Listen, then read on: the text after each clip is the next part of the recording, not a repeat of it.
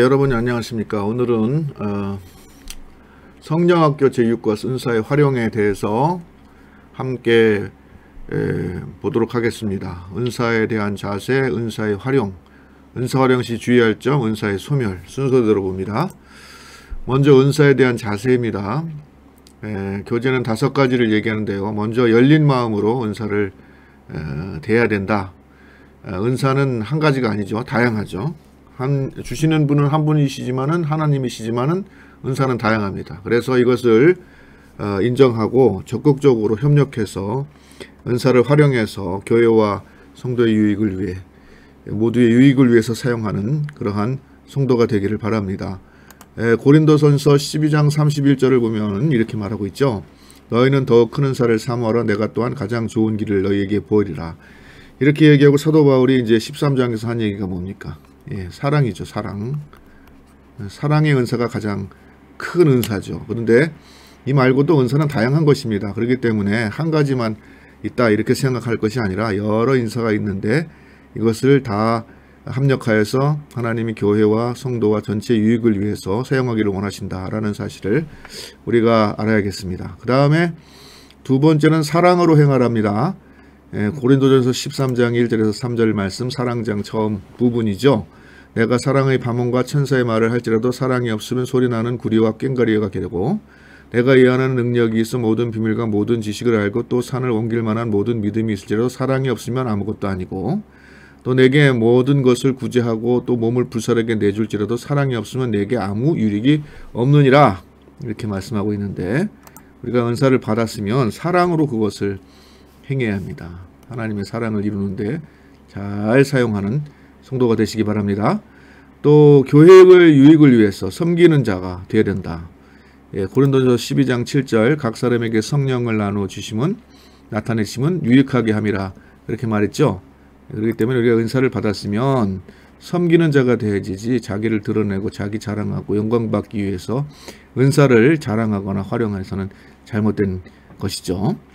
그 다음에 네 번째는 품위 있고 질서 있게 하라. 존중하고 협력하라. 여기 협력하라는 말이 또 나오지 않습니까? 우리가 협력하는 것이 바른 은사의 사용입니다. 고린도전서 14장 40절 말씀 모든 것을 품위 있게 하고 질서 있게 하라. 사도 바울은 이와 같이 권면하고 있습니다. 그 다음에 마지막으로 성령님의 인도를 받아서 은사를 사용해야겠죠. 말씀으로 양육받고 기도에 힘쓰라. 고린도전서 12장 말씀 보면은 그와 같습니다. 그 다음에 이제 두 번째로 우리가 은사를 어떻게 활용하냐. 먼저 이제 은사를 잘 활용하게 됐으면 자신의 은사가 무엇인지 잘 발견해야겠죠. 그리고 적절한 위치에서 조화를 이루면서 사역할 수 있도록 그렇게 해야겠습니다. 고린도전서 12장 말씀 볼까요? 24절 25절 사이에 사도 바울은 이렇게 말합니다. 우리의 아름다운 지체는 그러할 필요가 없느니라. 오직 하나님이 몸을 고르게 하여 부족한 지체에게 귀중함을 더하사 몸 가운데서 분쟁이 없고 여러 지체가 서로 같이 돌보게 하셨다. 분쟁 없이 서로 같이 이렇게 돌보게 하셨다. 이렇게 말씀하고 있듯이 우리가 은사를 받았으면 그것을 조화를 이루면서 협력해서 사용해야 한다라는 것을 우리가 다시 한번 강조해도 지나치지 않습니다. 은사를 우리가 받았으면 잘 활용하고 협력하고 충성해야 합니다. 그러면은 어떻게 됩니까? 은사도 발전한다는 겁니다. 작은 일에도 충성하라. 더 큰 은사를 주신다. 누가복음 말씀 보지요. 극히 작은 것에 충성된 자는 큰 것에도 충성하되 지극히 작은 것에 불의한 자는 큰 것에도 불의하니라. 너희가 만일 불의한 재물에도 충성하지 아니하면 누가 참된 것으로 너희에게 맡기겠느냐. 그죠? 심지어 불의한 재물이라도 충성하는 자에게 더 주어지는 것인데 하물며 하나님의 일을 맡은 것에 충성하는 것이야 어떻겠냐는 것이죠. 그렇기 때문에 아무리 작은 일이라도 소홀히 여기지 말고 충성하면 하나님께서 더 큰 것으로 주시고 더 큰 축복을 주신다는 사실을 꼭 기억하시기 바랍니다. 그래서 자신의 은사와 관계없는 타인의 일을 혹시 맡는 일이 있더라도 충성하십시오. 그러면 하나님께서 더 크게 축복하십니다. 하나님을 중심을 보시는 하나님이죠. 누가복음 16장 12절 보면 너희가 만일 남의 것에 충성하지 않으면 누가 너희 것을 너희에게 주겠느냐 이렇게 말하고 있습니다. 고린도 후서 말씀 보면은 말할 수 없는 그 은사로 말미암아 하나님께 감사한다. 사도 바울은 그렇게 말했어요. 하나님께 감사한다. 은사를 자랑하고 거기에 감사할 것이 아니라 은사를 주신 분, 그죠? 주신 분과 은사를 주신 목적, 여기에 집중하는 그러한 성도가 되시기를 바랍니다. 예, 그 다음에 은사 활용 시 주의할 점 4가지를 말합니다. 첫 번째 혼동, 두 번째 합리화, 착각, 남용, 이 4가지가 있는데요. 혼동이란 뭡니까? 예, 은사가 아닌 것을 은사로 착각하는 것이죠. 예, 그 중에 가장 흔한 착각은 무엇이냐? 바로 회심할 때 체험하는 육체적 경험, 뜨거운 경험, 이것을 성령의 능력이랑 은사로 혼동하는 것입니다. 그래서 은혜 받았다고 하면은 목회자가 되겠다 하는 분들이 많은데, 예, 신중해야 합니다. 목회자가 된다는 것은 특별한 소명이 있어야 되는 일이고, 이것은 순간적인 어떠한 강력한 어떤 뜨거운 체험이나 이런 것으로 주어지는 것이 아니고, 하나님께서 그에게 소명을 주시고 또 성령께서 인도하셔서 그것이 그에게 적합한 그런 은사로 주어지는 그런 것입니다. 그렇기 때문에 우리가 순간적인 어떠한 열정을 은사로 착각하는 그러한 어리석임을 범해서는 안 되겠어요. 그 다음에 합리화는 뭐냐? 자신의 은사가 아니라면 다른 사역에 무관심하는 거. 그러니까 무슨 태도냐 하면은 이건 내가 받은 은사가 아니니까 저 사역은 내가 관심 안 가지고 나는 못해. 이러한 자세이죠. 은사는 다르더라도 우리가 합력하여 주의를 감당해야 된다는 걸 우리가 기억한다 그러면 우리는 내가 받은 은사가 아니라도 다른 사역에 항상 관심을 가지고 협력하는 그러한 자세를 취하는 것이 합당합니다. 그 다음에 착각은 실제로 가지지 않은 것을 은사를 가진 것으로 생각하는 것, 이런 것이 착각이고, 남용은 자기 과시, 다른 은사 무시, 은사의 사적 사용, 이런 것들을 바로 남용이라고 할 수 있어요. 은사는 자기 과실을 위해서 주어진 게 아니잖아요.